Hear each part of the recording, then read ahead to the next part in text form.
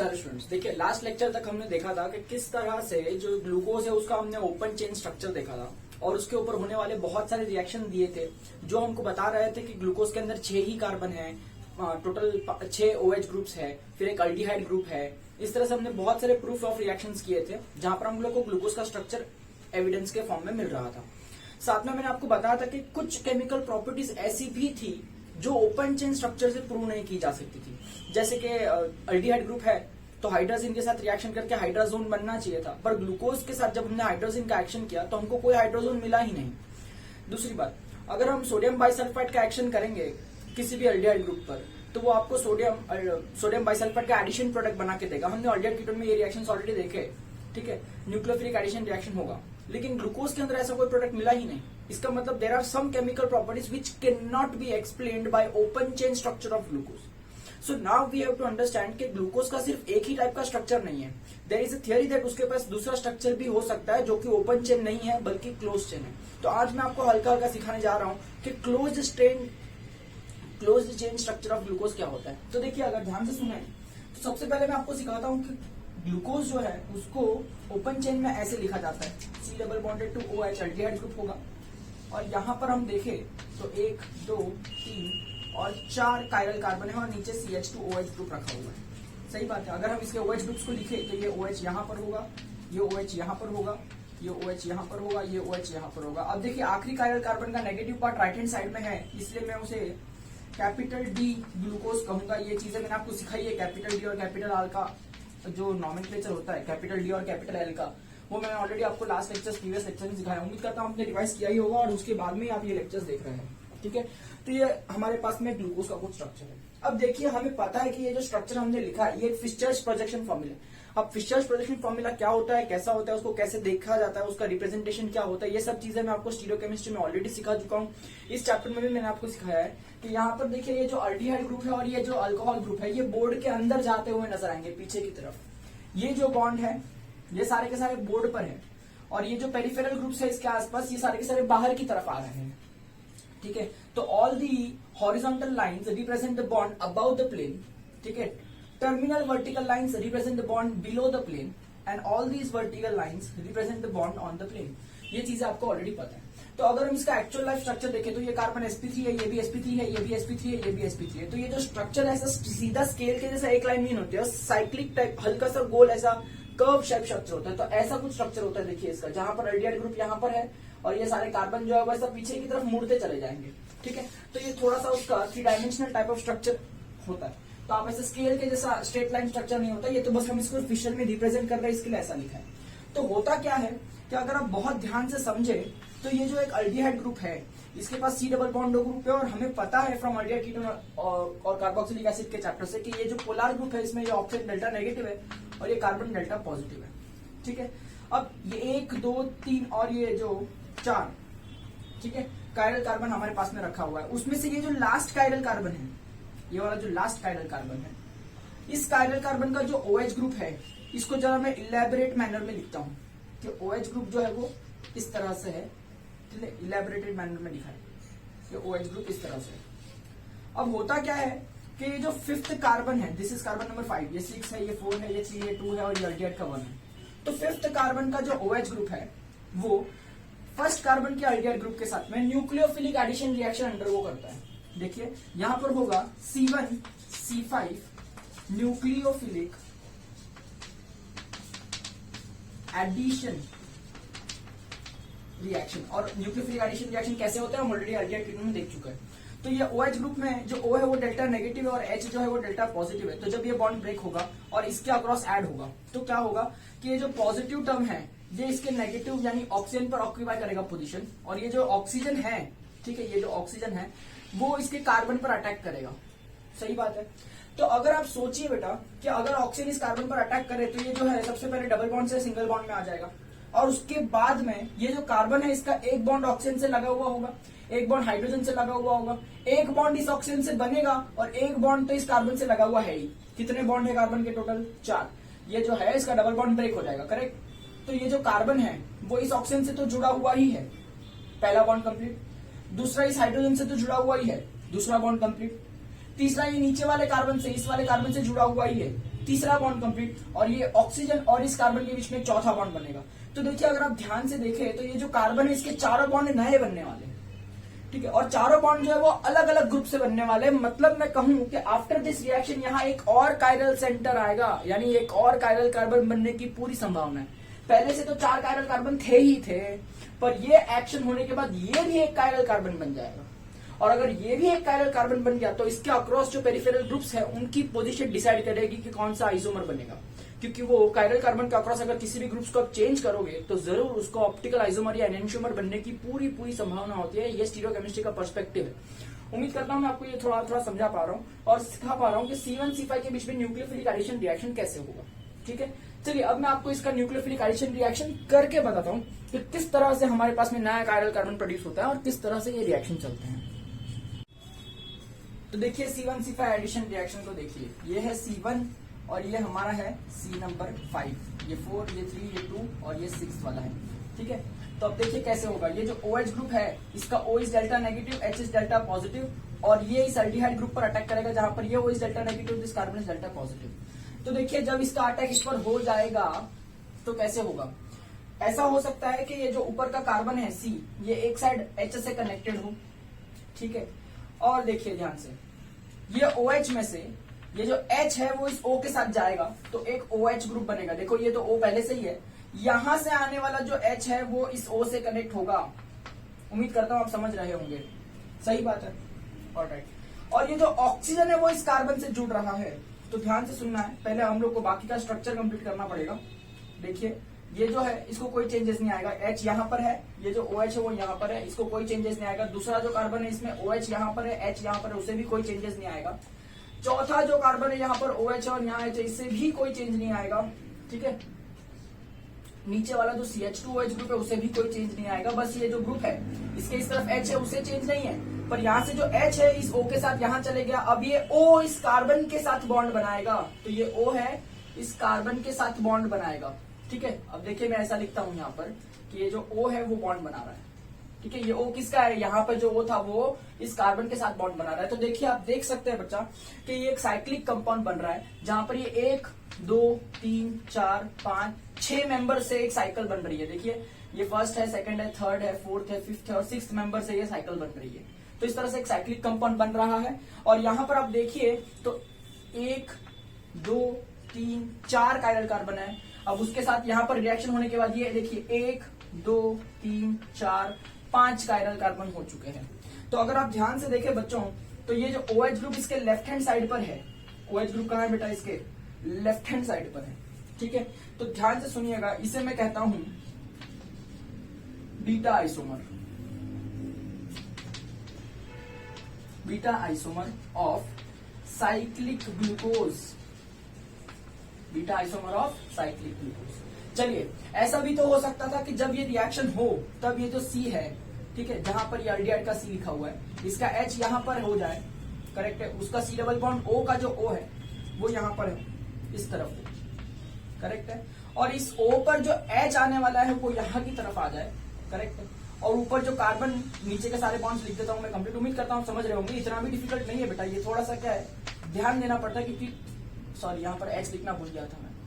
ठीक है, हाँ ये ऐसा, इधर ये OH, ये H।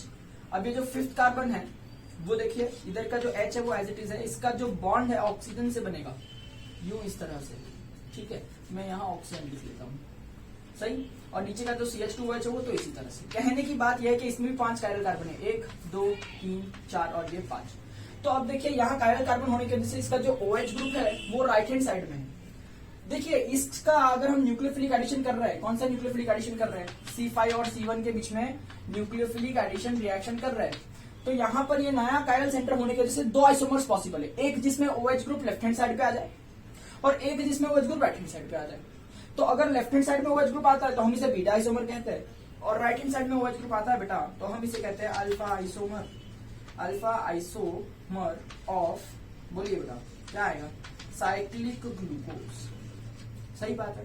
अब थोड़ी सी और डिटेल की बात कर लेते हैं बेटा। ये जो कायरल कार्बन आपने अभी अभी पैदा किया है, अभी अभी, ठीक है, इनका कुछ नाम है, ठीक है, और इसे हम कहते हैं एनोमेरिक कार्बन, इसे हम क्या कहते हैं बेटा, एनोमेरिक कार्बन। तो इसीलिए एनोमेरिक कार्बन ऐसा नाम इसको दिया गया है, इसीलिए मैं बीटा आइसोमर को बीटा एनोमर कहूंगा, आइसोमर नहीं कहूंगा। क्या कहूंगा बेटा, बीटा एनोमर कहूंगा। और इसको मैं अल्फा एनोमर कहूंगा। याद रहेगा? उम्मीद करता हूं आपको ये पॉइंट समझ में आएगा कि मैं इस कंपाउंड को बीटा एनोमर कहना चाहूंगा और इस कंपाउंड को अल्फा एनोमर कहना चाहूंगा।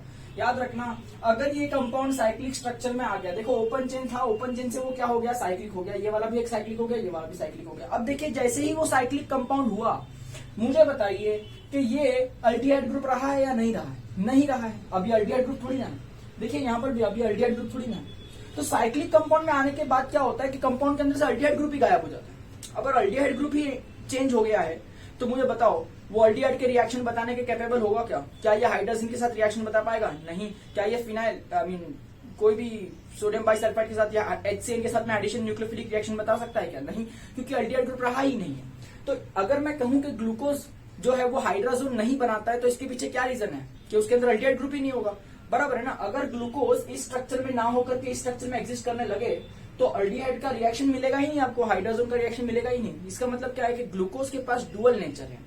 ठीक है, कि कुछ प्रॉपर्टीज ग्लूकोज की इस स्ट्रक्चर से एक्सप्लेन की जा सकती है, जो कि लास्ट लेक्चर में हमने 6 रिएक्शन करके बताई। और कुछ प्रॉपर्टी ग्लूकोज की हमको साइक्लिक स्ट्रक्चर लेना पड़ेगा तो ही हम समझ सकते हैं, अदरवाइज समझ नहीं सकते। तो जैसे फिजिक्स में आप पढ़ते हो कि लाइट के डुअल नेचर होते हैं, पार्टिकल नेचर भी होता है और वेव नेचर भी होता है। हमको जो प्रॉपर्टी देखनी होती है उस हिसाब से हम उस नेचर को कंसीडर करते हैं और अपने प्रॉपर्टीज को समझते हैं। उसी तरह से ग्लूकोज का भी ऐसा ही है। ग्लूकोज के पास भी डुअल स्ट्रक्चर है, एक ओपन चेन स्ट्रक्चर है और एक क्लोज चेन स्ट्रक्चर है। हालांकि अगर आप ग्लूकोज लेके आओगे तो उसके अंदर कौन से मॉलिक्यूल कौन से स्ट्रक्चर में एग्जिस्ट कर रहा है ये हमें पता नहीं है। कोई भी मॉलिक्यूल किसी भी वक्त इंटर कन्वर्ट हो सकता है। तो अगर मैं ग्लूकोज एक हाथ में इतना सा ग्लूकोज ले लेता हूं तो उसके अंदर करोड़ों मॉलिक्यूल्स ओपन में भी हो सकते हैं, बाकी करोड़ों मॉलिक्यूल्स जो है वो क्लोज चेन में भी हो सकते हैं। They coexist and we do not find the ratio कि वो कैसे एग्जिस्ट करेगा। हाँ, आगे जाओगे आप स्टडी करोगे और भी केमिस्ट्री में तो आपको पता चलेगा कि कितना रेशियो इसमें और कितना रेशियो इसमें होता है और टेम्परेचर पे डिपेंड करता है, बहुत सारी चीजें हैं।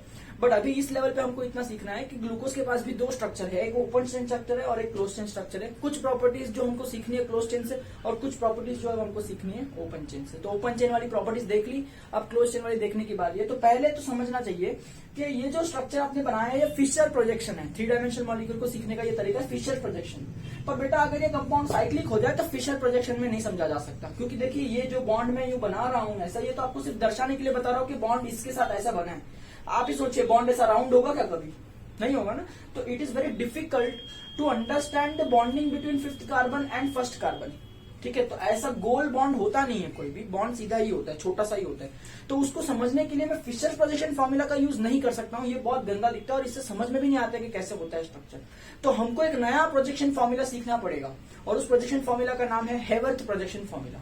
तो अब मैं आपको बताऊंगा कि ये जो फिशर स्ट्रक्चर हम बनाए हैं यहाँ पर उसको हेवर्थ प्रोजेक्शन फॉर्मूला में कैसे कन्वर्ट करते हैं। पर उसके पहले आप बुक में ये अच्छी तरह से लिख लीजिए, अल्फा एनोमर कैसा दिखाई देता है, बीटा एनोमर कैसा दिखाई देता है, इसका एकदम पूरा ध्यान रखिए। एक और बात मैं आपसे कहना चाहूंगा, जब अल्डिहाइड ग्रुप और अल्कोहल के बीच में रिएक्शन होता है, हमने ऑलरेडी अल्डिहाइड कीटोन चैप्टर में किया है, whenever aldehyde group reacts with alcohol तो हमारे पास में हेमी एसिटल बनता है। क्या बनता है? Hemiacetal reaction. तो ये जो है पूरा हेमी एसिटल रिएक्शन है। तो beta anomer is nothing but a hemiacetal. ठीक है, ये भी देखो alpha anomer is nothing but a hemiacetal. तो ये MCQ का पॉइंट है, बहुत बढ़िया, कि जब ये C1C5 इंटरमोलिकुलर रिएक्शन हो जाता है, इंट्रामोलिकुलर रिएक्शन हो जाता है तभी क्या बनता है, याद रखना, हेमी एसिटल बनता है। और हेमी एसिटल ही साइक्लिक स्ट्रक्चर होता है किसका? ग्लूकोज का। पहले कार्बन का OH ग्रुप अगर राइट हैंड साइड पर हो तो उसे अल्फा एनोमर कहो, लेफ्ट हैंड साइड पर हो तो उसे बीटा एनोमर कहो। उम्मीद करता हूं ये पॉइंट क्लियर है। चलिए अब कन्वर्ट करते हैं फिशर प्रोजेक्शन फॉर्मूला को हेवर्थ प्रोजेक्शन फॉर्मूला। तो चलिए देखते हैं कैसे कन्वर्ट किया जाएगा। पहले तो मैंने यहाँ पर ये जो स्ट्रक्चर बनाया है पहले आप इसे पहचानिए कि कौन सा स्ट्रक्चर है। सबसे पहले तो मैं कहूंगा कि ये साइक्लिक ग्लूकोज है, क्योंकि मुझे साइक्लिक रिंग दिखाई देगी, तो ये हो जाएगा साइक्लिक ग्लूकोज। और हम जानते हैं बेटा साइक्लिक ग्लूकोज ऐसा नहीं कहना चाहिए, एक्चुअली इसे हेमी एसिटल कहना चाहिए। तो ऐसे मैं कहूंगा हेमी एसिटल। तो ये शब्दों का बहुत ध्यान रखना है बेटा, हेमी एसिटल ग्लूकोज कहेंगे इसको। ठीक है, अब ध्यान से देखिए, जो 1st कार्बन होता है उसे हम एनोमेरिक कार्बन कहते हैं बेटा। क्या कहते हैं? Anomeric carbon. और एनोमेरिक कार्बन के ऊपर OH ग्रुप की पोजीशन क्या है? राइट हैंड साइड है। तो इसे मैं कहूंगा कि हमने यहाँ पर जो सोचा है वो अल्फा एनोमर सोचा है। ठीक है, तो ये अल्फा एनोमर को हम किस में कन्वर्ट करने जा रहे हैं, हेवर्थ प्रोजेक्शन फॉर्मूला में कन्वर्ट करने जा रहे हैं। हेवर्थ प्रोजेक्शन फॉर्मूला एक बेहतर तरीका है जिससे हम साइक्लिक कंपाउंड्स को स्टीरियोकेमिकल पर्सपेक्टिव से देख सकते हैं। फिशर्स प्रोजेक्शन फॉर्मूला भी साइक्लिक कंपाउंड्स को दिखा सकता है, बट इतने अच्छे से दिखा सकता नहीं है। Fischer projection formula generally open chain structures के लिए लिखा जाता है और क्लोज चेन के लिए हम हेवर्थ लिखते हैं। तो हेवर्थ देखिए इसको कैसे कन्वर्ट करता है हेवर्थ में, बहुत आसान है। पहला रूल देखिए फिशर को हेवर्थ में कन्वर्ट करने का, आप क्या करें कि मेंबर ऑफ साइकिल, ठीक है, मेंबर ऑफ साइकिल काउंट कर लो, ठीक है, फिर बेसिक ज्योमेट्रिकल फिगर बना लो। अगर मेंबर ऑफ साइकिल 4 है तो आपको एक स्क्वायर बनाना चाहिए, ठीक है, या फिर ऐसा मैं कहूं कि मेंबर ऑफ साइकिल अगर 5 है तो आपको एक पेंटागन बनाना चाहिए, which will be better, pentagon, ठीक है। अगर 6 है तो आपको एक हेक्सागन बनाना चाहिए, ठीक है। उम्मीद करता हूं ये पॉइंट समझ में आ रहा है। तो इसमें मेंबर ऑफ साइकिल गिनते हैं। देखिए ये फर्स्ट मेंबर है, oxygen is the first member, first, second, third, fourth, fifth और सिक्स्थ, और यहां से ये साइकिल कंटिन्यू हो रही है। तो there are how many member, 6 member. अगर 6 मेंबर है तो मुझे हेक्सागन बनाना चाहिए, तो मैं एक अच्छा सा हेक्सागन बनाऊंगा, देखो कुछ इस तरह से। ये हमारा फर्स्ट पॉइंट कंप्लीट होता है, ठीक है, ऑलराइट। प्लस मेंशन हेटेरोएटम, ठीक है। तो अभी इसके अंदर हेटेरोएटम कौन है, जो रिंग का मेंबर है, carbon carbon carbon carbon carbon, और हेटेरोएटम ऑक्सीजन जो रिंग को बना रहा है, तो उसको हमेशा मैं ये पोजीशन देने वाला हूं कि ऑक्सीजन की पोजीशन हमेशा ये होगी कि यहाँ पर हेटेरोएटम है ऑक्सीजन जिससे रिंग जुड़ी हुई है। उम्मीद करता हूं ये पॉइंट आपको अच्छी तरह से समझ में आ रहा होगा कि किस तरह से oxygen is making the bond, ठीक है। अब देखिए बहुत अच्छी तरह से समझेगा, यहाँ पर थोड़ा सा मैं क्लियरली लिखता हूं कि ये ऑक्सीजन से बॉन्ड बन रहा है इस तरह से, ठीक है। नेक्स्ट पॉइंट पे हमें क्या करना है, हमें कार्बन को नंबरिंग करना है, ठीक है। स्टार्ट नंबरिंग कार्बन एटम्स, ठीक है। तो देखिए ये जो है हमारा पहला कार्बन था, ये फर्स्ट कार्बन है, ये सेकंड कार्बन है, ये थर्ड कार्बन है, ये फोर्थ कार्बन है, ये फिफ्थ कार्बन है और ये सिक्स्थ कार्बन है। तो यहां पर उसको ड्रॉ करना है। देखिए ऑक्सीजन से जो कनेक्टेड कार्बन है उसे मैं फर्स्ट कार्बन कहूंगा, I am taking first carbon over here. तो this is first carbon, this is second carbon, this is third carbon, this is fourth carbon, this is fifth carbon. और fifth carbon नहीं तो पहले वाले carbon के साथ oxygen के through bond बनाया। देखो फिफ्थ कार्बन नहीं, पहले वाले कार्बन के साथ ऑक्सीजन के थ्रू बॉन्ड बनाया है। फिफ्थ कार्बन नहीं, पहले वाले कार्बन के साथ ऑक्सीजन के थ्रू बॉन्ड बनाया है। तो यहाँ पर ये इस तरह से समझ में आता है। तो सर सिक्स कार्बन अभी तक बनाया नहीं आपने, बना दो सिक्स कार्बन, रुको जरा होल्ड पे रखो, मैं बनाऊंगा सिक्स कार्बन को। पहले ये साइकिल समझ लेते हैं। दूसरा पॉइंट देखते हैं, ठीक है। Draw vertical line on each carbon atom, her carbon atom पर एक वर्टिकल लाइन बनाइए। देखिए ये कार्बन है, ये भी कार्बन है, कार्बन है, कार्बन है और ये भी कार्बन है, इस पर एक वर्टिकल लाइन बनानी है। देखिए इस तरह से वर्टिकल यानी एकदम परपेंडिकुलर जानी चाहिए बेटा, देखिए, ठीक है। सिमिलरली यहाँ पर ये जो 2 है ये बीच में आ रहा है, इसको मैं साइड में लिख देता हूँ, ठीक है। ऐसे ऐसे परपेंडिकुलर लाइन। सिमिलरली ये 3 को भी मैं जरा बाजू में लिख देता हूँ, ठीक है। तो ये परपेंडिकुलर लाइन ऐसी जानी चाहिए बराबर, ठीक है। चलिए 4 तो बीच में नहीं आएगा, ये परपेंडिकुलर लाइन बराबर है, फिफ्थ बीच में आ रहा है, जरा इसको साइड में कर लेते हैं, ये 5 इधर लिख देता हूँ, ठीक है। और ये आ गई एक परपेंडिकुलर लाइन। तो उम्मीद करता हूं आपको ये समझ में आ रहा है कि किस तरह से हमने परपेंडिकुलर लाइन बनाई है। अब नेक्स्ट पॉइंट पे देखिए, ठीक है। जो फिशर्स के अंदर लेफ्ट हैंड साइड पर लगा हुआ ग्रुप है उसको हेवर्थ के अंदर कहां रखना है, हेवर्थ के अंदर वर्टिकल लाइन में, ठीक है। वर्टिकल लाइन जो बनाई ना हमने, तो इसके 2 चीजें, ये टॉप होता है, ये बॉटम होता है, top bottom, top bottom, top bottom, top bottom, ऐसे। तो जो लेफ्ट हैंड साइड पर है वो हेवर्थ प्रोजेक्शन फॉर्मूला में टॉप पे आएगा, और जो राइट हैंड साइड पर ग्रुप है वो हेवर्थ प्रोजेक्शन फॉर्मूला में बॉटम पे आएगा। किसका टॉप और बॉटम, वर्टिकल लाइन का। चलिए देखते हैं फर्स्ट कार्बन। तो फर्स्ट कार्बन ये रहा, इसके राइट हैंड साइड में क्या है, OH। तो राइट हैंड साइड वाला जो है बॉटम पे आएगा, तो आपको OH जो है वो यहां लिखना है, करेक्ट। लेफ्ट हैंड साइड पे H, तो वो ऑफकोर्स यहां पर आएगा इस तरह से। सेकेंड कार्बन के राइट हैंड साइड पर क्या है, OH, तो जो राइट हैंड साइड में है वो बॉटम पे आएगा, यानी OH को यहां लिखना है। ऑफकोर्स H यहां पर होगा, सही बात। थर्ड कार्बन के राइट हैंड साइड में क्या है, H, राइट हैंड साइड वाले को नीचे लिखना है, तो ये नीचे लिखा H, तो ऑफकोर्स जो OH है वो यहां हो जाएगा। सिमिलरली फोर्थ कार्बन के राइट हैंड साइड में क्या है, OH, उसको नीचे की तरफ लिखना है, तो यहां पर क्या हो जाएगा, H। ठीक है, अब फिफ्थ कार्बन की बारी। फिफ्थ कार्बन का ये जो बॉन्ड दिख रहा है आपको ऑक्सीजन से बना हुआ है फर्स्ट कार्बन से, वो ये है, देखिए फिफ्थ कार्बन का जो बॉन्ड है ऑक्सीजन से बना हुआ है फर्स्ट कार्बन से, तो ऐसे हमको अच्छी तरह से बॉन्ड समझता है कि कैसे बना है। ठीक, फिफ्थ कार्बन का OH अगर आगे लिखा है तो याद रखिए फिफ्थ कार्बन पर ये CH2OH ग्रुप है, उसको हमेशा ऊपर लिखना है, तो यहां पर आ जाएगा CH2OH वाला ग्रुप, और ऑफकोर्स इसके पास एक H भी है, उसको हमेशा आप यहां लिखेंगे, तो ये H आ जाएगा। तो ध्यान रखना, ये पहला कार्बन, दूसरा कार्बन, तीसरा कार्बन, चौथा कार्बन, पांचवा कार्बन, और ये सिक्स्थ कार्बन एटम यहाँ है। फिफ्थ और फर्स्ट के बीच में बॉन्ड बना है। फर्स्ट कार्बन को हम एरोमेरिक कार्बन कहते हैं, और इसका OH ग्रुप अगर नीचे की तरफ है तो इसका मतलब समझ लेना यहाँ राइट पर यानी अल्फा एनोमर है। तो देखिए इस तरह से ये जो ओपन चेन स्ट्रक्चर था जिसको फिशर में हम लोग ने साइक्लिक किया था, फिशर अच्छा फॉर्मूला नहीं है साइक्लिक कंपाउंड्स के लिए, इसलिए हमने उसको हेवर्थ प्रोजेक्शन फॉर्मूला में कन्वर्ट किया, and this is how the Hayworth projection formula looks. अब ये दिखता कैसा है एक्चुअली में, ये ऐसा दिखता है। जैसे मान लीजिए कि ये जो हेक्सागोनल स्ट्रक्चर है ना, ये आपका प्लेनार स्ट्रक्चर है हेक्सागोनल। जैसे हमारे पास में ये बुक है, तो ये बुक एक क्वाड्रिलेटरल है, 1 2 3 4 कॉर्नर वाला, सही है। तो अभी ये वर्टिकल लाइंस क्या रिप्रेजेंट करती है, वर्टिकल लाइंस ये रिप्रेजेंट करती है कि ये जो कॉर्नर है, जैसे यहाँ पर देखिए ये जो कार्बन है इस पर ये वर्टिकल लाइन ऐसे लगी हुई है, ऐसे लगी हुई है, ऐसे, ठीक है, बरोबर। आप उम्मीद करता हूँ समझ पा रहे होंगे कैमरा में, ये लाइव क्लास में होता तो ज्यादा मजा आता, बट कोई बात नहीं। देखिए ये प्लेनार स्ट्रक्चर है अपने पास में, ये टेट्रा ऐसा क्वाड्रिलेटरल जैसा, और हमने क्या किया, वर्टिकल लाइन बनाई है ना हर कॉर्नर पे इस तरह से। तो अभी क्या होगा कि देखिए ये जो वर्टिकल लाइन का टॉप है ना, ये प्लेन के ऊपर है, और ये जो बॉटम है वो प्लेन के नीचे है।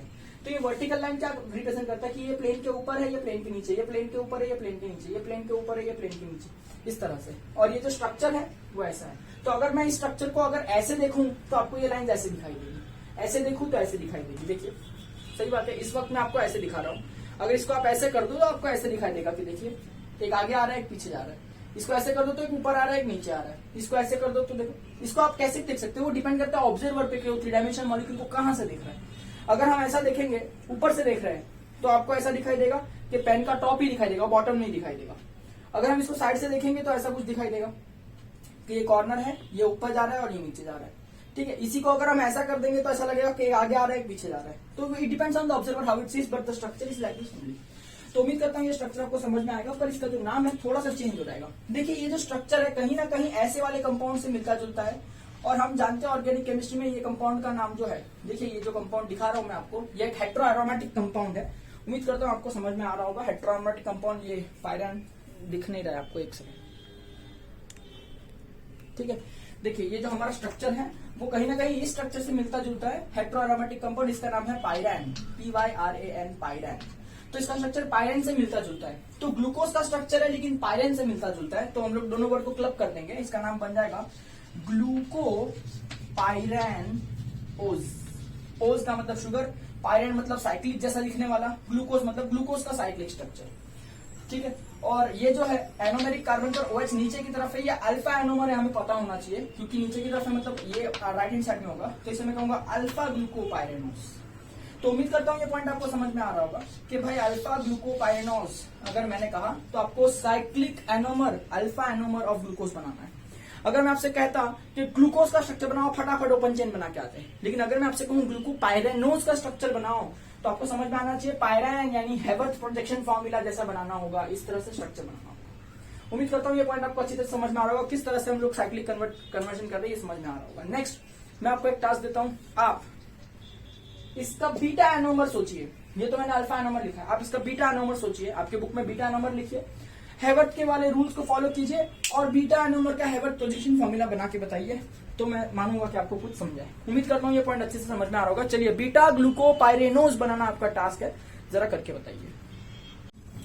तो देखिए अब बात करते हैं फ्रुक्टोज के साइक्लिक स्ट्रक्चर की। तो अगर आपको फ्रुक्टोज का स्ट्रक्चर याद होगा तो वो एक कीटोहेक्सोज का ग्रुप है, यानी आपको कुछ इस तरह से उसका स्ट्रक्चर जो है वो दिखाई देगा 1 2 3 4 5 कार्बन हो गए और ये 6 कार्बन CH2OH है। फर्स्ट कार्बन भी CH2OH ही होता है, इसमें कीटोनिक ग्रुप है वो बीच में आता है, इसलिए सेकंड कार्बन पे OH ग्रुप की पोजीशन ये OH यहाँ होगा, ठीक है, व्हाइट कलर से लिखता हूँ, ऑरेंज कलर से नहीं लिखता हूँ। ये OH ग्रुप यहाँ होगा और OH, ये OH, ये H और यहाँ पर भी H। तो देखिए इसके अंदर भी ऐसा होता है कि ये जो फिफ्थ कार्बन है वो न्यूक्लियोफिलिकली अटैक करेगा कीटोनिक ग्रुप पे जो कि सेकंड कार्बन है। तो यहाँ पर C2 C5 के बीच में न्यूक्लियोफिलिक एडिशन रिएक्शन चलेगा और यहाँ पर भी हेमी एसिडल बनने की पूरी कोशिश होगी। यहाँ मतलब हेमी एसिडल नहीं कहना चाहिए, ये कीटोन ग्रुप है तो ये हेमी कीटल का जो रिएक्शन होगा यहाँ पर, तो कैसे होगा देखिए, ये भी अगर OH ग्रुप है और ये इस पर अटैक करता है तो ये देखिए O delta negative, carbon delta positive, इसमें से O डेल्टा नेगेटिव और ये हाइड्रोजन डेल्टा पॉजिटिव। तो न्यूक्लियोफिलिक एडिशन रिएक्शन करोगे, ऑपोजिट चीजों को ऐड करोगे तो आपको यहाँ पर एक और कायरल सेंटर बनता हुआ नजर आएगा। तो अगर यहाँ कायरल सेंटर बनेगा after breaking off the bond तो यहाँ पर भी 2 एनोमर बनेंगे, एक अल्फा एनोमर एक बीटा एनोमर। तो चलिए देखते हैं स्ट्रक्चर कैसा होगा। तो ये जो कार्बन है C डबल बॉन्ड है उसको पहले मैं लिखता हूँ C, ठीक है। अब मान लेते हैं कि इसका जो O है वो इस तरफ है और यहाँ से जो आने वाला H है वो कनेक्ट होता है इस तरफ, सही बात है। और ये जो CH2OH ग्रुप है उसको मैं जरा ये साइड लिख लेता हूँ, तो ये हो जाएगी इस तरह से CH2OH ग्रुप, सही बात है, ऑलराइट। अब नीचे वाले ग्रुप जरा मैं लिख लेता हूँ, ठीक है, कि भाई ये H इधर है, OH इधर है, इसका जो OH है वो इधर है, H इधर है, ये वाला भी OH इधर है और H, सॉरी ये वाले ने तो अटैक किया ना, दोनों ग्रुप लिख लिए। फिर ये हाँ यहाँ पर जो H है वो इसके OH ने तो अटैक कर दिया इधर, और नीचे वाला जो CH2OH ग्रुप है वो तो H, ठीक है। तो इसके ऑक्सीजन ने कार्बन से बॉन्ड बनाया है तो यहाँ पर कुछ इस तरह से आएगा और मैं लिख देता हूँ कि ऑक्सीजन ने बॉन्ड बनाया है। तो देखिए इस तरह से स्ट्रक्चर हो रहा है। यहाँ पर अगर आप ध्यान से देखें बच्चों तो ये जो कार्बन है कायरल कार्बन सेंटर जनरेट हुआ है यहाँ पर, तो इसे मैं एनोमेरिक कार्बन कहूंगा, एनोमेरिक कार्बन। अरे एनोमेरिक कार्बन के OH अगर राइट हैंड साइड में है तो मुझे इसे अल्फा एनोमर कहना चाहिए। तो ये हो गया बेटा अल्फा एनोमर, सही बात। अब चलिए इसका बीटा एनोमर बनाने की कोशिश करते हैं। तो ये C डबल बॉन्ड का C है, मान लेते हैं कि इसके ऊपर जो डबल बॉन्ड है वो इस तरफ आएगा और H जो है वो इस तरफ लगेगा, ठीक है। CH2OH ऊपर वाला जो ग्रुप है उसको मैं इस साइड पर लिख लेता हूँ फटाफट, सही। हाँ, और नीचे वाले जो ग्रुप्स हैं उनको मैं एज इट इज लिख लेता हूँ। देखिए ये नीचे वाले ग्रुप है, यहाँ पर H आएगा, यहाँ पर OH आएगा, यहाँ पर OH आएगा, यहाँ पर H आएगा। इस वाले ने तो अटैक किया ऊपर, तो ये H एज इट इज रहेगा, नीचे का CH2OH एज इट इज रहेगा, और ये जो कार्बन है वो यहाँ पर इस कार्बन पर अटैक कर रहा है यहाँ पर इस तरह से, तो ये ऑप्शन से। तो इस तरह से देखिए आप देख सकते हैं कि ये जो है वो उसे मैं एनोमेरिक कार्बन कहूंगा, ठीक है। और एनोमेरिक कार्बन के लेफ्ट हैंड साइड में OH है तो मुझे इसे कहना चाहिए भाई ये तो हो गया बीटा एनोमर। उम्मीद करता हूं आपको अल्फा बीटा एनोमर समझ में आ रहा होगा। पर अभी भी बेटा देखिए ये जो साइक्लिक स्ट्रक्चर मैंने बनाया है ये फिशर्स प्रोजेक्शन फॉर्मूला में, और हमें पता है Fischer's is a not very good formula for explaining cyclic structures. तो अभी आप लोग हेवर्ट प्रोजेक्शन फॉर्मूला में कन्वर्ट करते हैं। तो देखिए मैं इसको डायरेक्ट हेवर्ट में कन्वर्ट करके बताता हूँ। फर्स्ट रूल क्या था हेवर्ट का, पहले आप साइकिल गिनिए, मेंबर गिनिए। तो साइकिल देखो उसमें ये एक मेंबर, ये दूसरा, ये तीसरा, चौथा और पांचवा। तो देयर आर 5 मेंबर्स। तो 5 मेंबर्स का रेगुलर ज्योमेट्री क्या हो जाएगा, पेंटागन। तो आपको एक पेंटागन बनाना चाहिए, ठीक है। तो ये देखिए मैं यहाँ पर एक पेंटागन बनाता हूँ,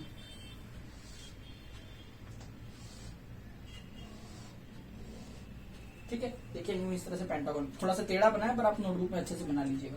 उसमें मुझे हेट्रोएटम मेंशन करना चाहिए। इसके अंदर 1 2 3 4 कार्बन है और हेट्रोएटम ऑक्सीजन है, तो उसका मैं पोजीशन यहाँ फिक्स कर देता हूँ कि ऑक्सीजन सबसे ऊपर रहेगा इस तरह से। फिर दूसरा पॉइंट क्या था कि हमें जितने भी कार्बन हैं उन पर वर्टिकल लाइंस ड्रॉ करनी है। तो देखिए इस पर मैंने यूं वर्टिकल लाइन बनाई, ये वर्टिकल लाइन, ये भी वर्टिकल लाइन और ये फिर से वर्टिकल लाइन। इतनी बड़ी लाइन नहीं करनी है बट आपको समझा रहा हूं मैं कि ये वर्टिकल लाइन बनानी है, ठीक है। अब कार्बन की नंबरिंग भी कर लेते हैं जरा फटाफट, ठीक है। तो देखिए एनोमेरिक कार्बन को, ये वाला एनोमेरिक कार्बन को मैं पोजीशन नंबर 1 देता हूँ, मान लेते हैं, या फिर ऐसे ऐसे करना चाहिए। Let us go with the original position. ये 1 है, ये 2 है, ये 3 है, ये 4 है, ये 5 है, 6 है, तो ये ज्यादा बेटर रहेगा। तो देखिए ये फर्स्ट कार्बन है, ये एनोमेरिक कार्बन सेकंड है, थर्ड, फोर्थ, फिफ्थ और ये 6th। तो ये देखिए ऑक्सीजन से कनेक्शन हो रहा है। तो ऑक्सीजन के एक तरफ सेकंड कार्बन होगा, मतलब ये सेकंड कार्बन की पोजीशन है, और ऑक्सीजन के एक तरफ सेकंड कार्बन है तो दूसरी तरफ 5th कार्बन होगा, तो ये वाला जो है वो 5th कार्बन होगा। तो ये ऑफकोर्स ये 4th कार्बन हो जाएगा, ये 3rd कार्बन हो जाएगा, सही है। तो देखिए इसका जो राइट हैंड साइड वाला ग्रुप है OH, उसको इसमें डाउन में मेंशन करना चाहिए, तो इसका जो OH है डाउन में आ जाएगा। लेफ्ट हैंड साइड में पूरा CH2OH ग्रुप है तो वो अप में आ जाएगा, कुछ यूं इस तरह से, सही है। थर्ड कार्बन में H जो राइट हैंड साइड में है उसे डाउन मेंशन करना, तो उसका जो OH होगा वो अप होगा। फोर्थ कार्बन का OH डाउन में आएगा ना, क्योंकि वो राइट हैंड साइड में है, तो उसका H लेफ्ट हैंड साइड में तो अप में आएगा। फिफ्थ कार्बन की बात करते हैं, जरा इंपॉर्टेंट है, देखिए फिफ्थ कार्बन में एक H है और एक जो है वो ऑक्सीजन से बॉन्ड बना हुआ नजर आ रहा है। तो देखिए फिफ्थ कार्बन का ऑक्सीजन का बॉन्ड तो ये रहा, एक बॉन्ड H से होगा और एक बॉन्ड CH2OH ग्रुप से होगा। याद रखिए उसका CH2OH ग्रुप हमेशा ऊपर की पोजीशन ऑक्यूपाई करेगा। तो ये हो गया हमारा कार्बन नंबर 6। देखिए ये हो गया कार्बन नंबर 1 2 3 4 5 और ये 6। तो इसके पास बचा हुआ H ग्रुप है वो हमेशा डाउन पोजीशन ऑक्यूपाई करता है। तो इस तरह से हमारे पास में स्ट्रक्चर बन रहा है साइक्लिक में। अब देखिए आपको नहीं लगता है इसका जो साइक्लिक स्ट्रक्चर है वो हल्का हल्का ऐसे कुछ स्ट्रक्चर से मिलता जुलता है। अब देखिए इसका नाम था फ्यूरैन, हमने पढ़ा था ये 11th में, फ्यूरैन। तो ये फ्यूरैन जैसा दिखाई दे रहा है और ग्लूकोज आई मीन फ्रुक्टोज का स्ट्रक्चर। तो फ्रुक्टोज और फ्यूरैन को अगर हम कंबाइन करेंगे तो इसका नाम क्या बनेगा? फ्रुक्टोज और फ्यूरैन को अगर हम कंबाइन करते तो ये बनता है फ्रुक्टो फ्यूरैनोज। ओज मतलब शुगर, फ्यूरैन मतलब फ्यूरैन जैसा साइक्लिक स्ट्रक्चर और फ्रुक्टो मतलब फ्रुक्टोज का साइक्लिक स्ट्रक्चर। आप देख सकते हैं एनोमेरिक कार्बन ये है, एनोमेरिक कार्बन का OH ग्रुप डाउन साइड में है, मतलब रेगुलरली वो राइट हैंड साइड में होगा, मतलब ये अल्फा है। तो याद रखिए दिस इज अल्फा फ्रुक्टोफ्यूरानोस। तो अगर आपसे कोई अल्फा फ्रुक्टोफ्यूरानोस बनाने का कहे तो आपको ये स्ट्रक्चर ड्रॉ करना चाहिए, फ्यूरैन टाइप हेवत प्रोटीन फॉर्मूला कहते हैं इसे। सिमिलरली देखो इसका स्ट्रक्चर बनाते हैं, इसके अंदर भी कितने मेंबर है? 5। तो मुझे पेंटागन बनाना चाहिए विद ऑक्सीजन। तो ये रहा भाई पेंटागन विद ऑक्सीजन, बना लेते हैं फटाफट। देखिए इतना भी डिफिकल्ट नहीं है, प्रैक्टिस करेंगे तो आ ही जाएगा। उसके बाद में हम क्या करते हैं कि इसके ऊपर वर्टिकल लाइंस ड्रॉ कर लेते हैं, ठीक है, यूं इस तरह से। अब काउंट कर लेते हैं नंबरिंग, ये फर्स्ट कार्बन है, सेकंड कार्बन है, थर्ड कार्बन है, फोर्थ कार्बन, फिफ्थ कार्बन और ये सिक्स्थ कार्बन। तो सेकंड कार्बन जो है ऑक्सीजन के एक तरफ है और ऑक्सीजन की दूसरी तरफ फिफ्थ कार्बन है। तो ये जो है वो सेकंड कार्बन है, ये जो है वो फिफ्थ कार्बन है। तो ऑफकोर्स ये होगा वो फोर्थ कार्बन होगा, ये थर्ड होगा। तो सेकंड कार्बन का CH2OH group right hand side पर है, तो वो डाउन की तरफ लिखा जाता है CH2OH ग्रुप, और लेफ्ट हैंड साइड पर OH ग्रुप है तो वो अप की तरफ हो जाएगा। सही बात है, ऑलराइट। फिर थर्ड कार्बन में H जो है वो डाउन की तरफ है, OH जो है वो अप की तरफ आ जाएगा। इसके अंदर OH जो है डाउन की तरफ, H जो है वो अप की तरफ। देखिए OH राइट हैंड साइड में तो नीचे है। फिफ्थ कार्बन को ध्यान से सुनिएगा, फिफ्थ कार्बन का जो CH2OH ग्रुप है वो हमेशा अप पोजीशन ऑक्यूपाई करेगा, और इधर जो H है वो ये इस तरह से। तो आप देख सकते हैं 6 कार्बन हो चुके हैं, ये फर्स्ट कार्बन है, सेकंड, थर्ड, फोर्थ, फिफ्थ और ये सिक्स्थ कार्बन। तो इस तरह से ये स्ट्रक्चर बन रहा है। अब आप इसको ध्यान से देखेंगे तो फ्रुक्टोज जैसा दिख रहा है और फ्यूरैन का स्ट्रक्चर है, तो इसका भी नाम क्या हो रहा है? फ्रुक्टोफ्यूरानोज। लेकिन अगर आप ध्यान से देखें तो इसका जो एनोमेरिक कार्बन है इसका OH अप में है, अप में है मतलब पहले से लेफ्ट में होगा, लेफ्ट में होगा मतलब इससे कहना चाहिए बीटा। तो ये जो स्ट्रक्चर है हो गया बीटा फ्रुक्टोफ्यूरानोस, ये वाला जो स्ट्रक्चर था वो है अल्फा फ्रुक्टोफ्यूरानोस। तो ध्यान से सुनिएगा, आपको अल्फा और बीटा स्ट्रक्चर में फर्क पता होना चाहिए। दोनों ही स्ट्रक्चर एग्जैक्टली सेम है, बस एनोमेरिक कार्बन के ऊपर OH ऊपर की तरफ होगा तो बीटा है, और OH अगर नीचे की तरफ होगा तो अल्फा है, बस इतना सा फर्क है। तो उम्मीद करता हूं आपको ये 4 स्ट्रक्चर हेवल्ट प्रोडक्शन फॉर्मूला क्या आना चाहिए? अल्फा ग्लूकोपाइरेनोस, बीटा ग्लूकोपाइरेनोस, अल्फा फ्रुक्टोफ्यूरानोस और बीटा फ्रुक्टोफ्यूरानोस। आपको ये 4 स्ट्रक्चर हेवल्ट में आने ही चाहिए, तो ही आप आगे का कंसेप्ट समझ सकते हैं। तो उम्मीद करता हूं आपको ये पॉइंट समझ में आ रहा होगा कि किस तरह से स्ट्रक्चर किया। आप घर पे प्रैक्टिस करिए, बार बार लिखिए, तो आपको ज्यादा बेटर तरीके से समझ में आएगा।